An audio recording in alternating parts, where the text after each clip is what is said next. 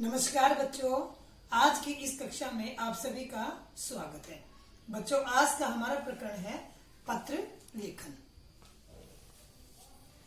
पत्र लिखना भी बच्चों एक कला है, जिसके माध्यम से न सिर्फ हम अपने विचारों, संदेशों, सूचनाओं को दूसरों तक पहुंचाते हैं, बल्कि पत्रों के माध्यम से जीवन में सरसता व स्वजनों के साथ आत्मीय संबंध बनाए रखने में भी हम सफल होते हैं। तो सीखते हैं पत्र लेखन की कला।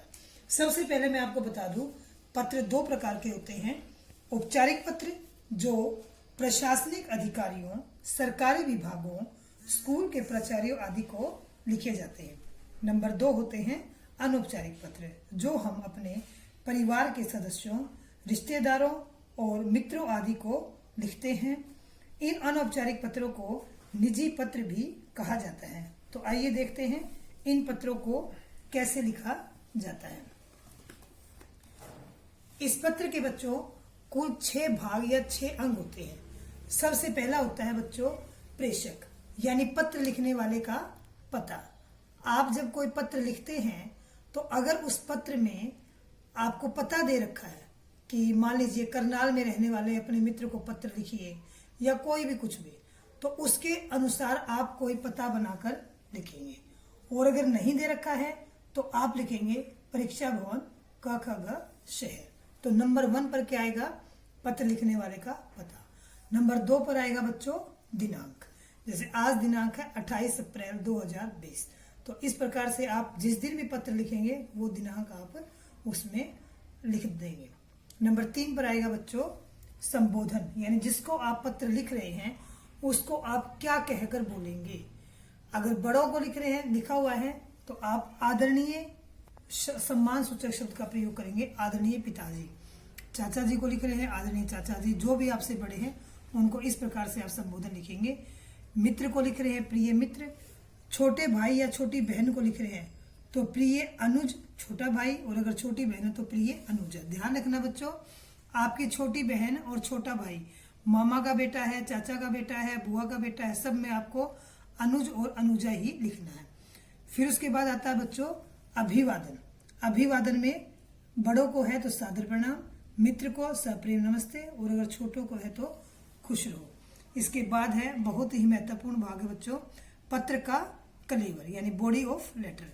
इसमें आपको वो सारी बातें लिखनी है जो आप विषय के अनुसार पत्र में दिया हुआ था, वो बातें आपको इसमें विस्तार से लिखनी है। लास्ट में आता है बच्चों समापन में, ये जो आप अपने लिए लिखेंगे ये इसके अनुसार लिखेंगे।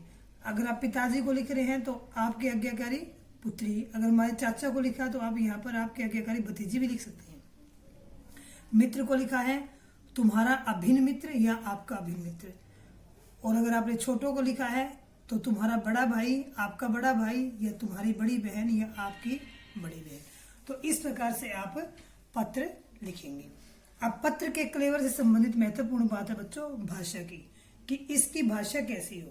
तो भाषा कैसी होनी चाहिए? सरल होनी चाहिए, सहज होनी चाहिए, स्पष्ट होनी चाहिए और प्रभावी होनी चाहिए। और उसके अंदर मुहावरों का बहुत ज्यादा प्रयोग नहीं होना चाहिए, उदाहरणों का प्रयोग नहीं होना चाहिए। एक पत्र का प्रारूप बच्चों आपके सामने है। विषय है परीक्षा में प्रथम आने वाले मित्र को बधाई पत्र लिखिए। सबसे पहले आप एक सरसरी दृष्टि इस पत्र के प्रारूप पर देखिए, डालिए आप कि किस प्रकार से ये पत्र उचित स्थान पर विराम चिन्हों का प्रयोग किया गया है। हाशिया उचित छोड़ा हुआ है, जैसे आपकी शीट पर आप ऐसे लाइन लगाइएगा, लगी हुई मिल सकती है, नहीं तो आप ऐसे लाइन लगाइए और इस हाशिए के साथ साथ आपको लिखना है। कुछ बच्चे क्या करते हैं, यहाँ से लिखना शुरू किया, फिर यहाँ लिख दिया, फिर यहाँ लिख दिया, यहाँ लिख दिया, ऐसे जिगजैग बना देते हैं, जो आपके पत्र की बाहर की सुंदरता को प्रभावित करता है, और इस तरीके से लिखने पर आपके अंक भी काटे जा सकते हैं। तो ये लिखा हुआ बच्चों, ये भेजने वाले का पता है, ये दिनांक, ये आपने संबोधन किया है, ये अभिवादन किया है, और ये आपका पत्र का कलेवर है, और यहाँ पर पत्र का अंत है। तो पत्र की 2 प्रकार की सुंदरता आपने देखी। एक बाहर की सुंदरता जो इसमें आपको दिख रही है, जिसमें आपकी लिखावट है और उचित जगह में विराम चिन्हों का प्रयोग है, पूरा बाहरी फॉर्मेट है। और जो इसके अंदर की सुंदरता है वो जब इस पत्र को पढ़ेंगे तब मालूम चलता है कि आपने किस प्रकार की भाषा का प्रयोग किया है, और जो बात इसमें कही गई थी क्या वो पूरा संदेश आपने अपने मित्र तक पहुंचा दिया। तो बच्चों, आज हमने पढ़ा पत्र कैसे लिखा जाता है। आशा है आपको समझ में आया होगा। और बच्चों, इस वीडियो को लाइक करना न भूले, चैनल को सब्सक्राइब करें और जो आपके स्क्रीन पर जो बेल आइकन आता है उसको भी दबाना न भूलें। धन्यवाद बच्चों, जल्द ही अगली वीडियो के साथ उपस्थित होंगे।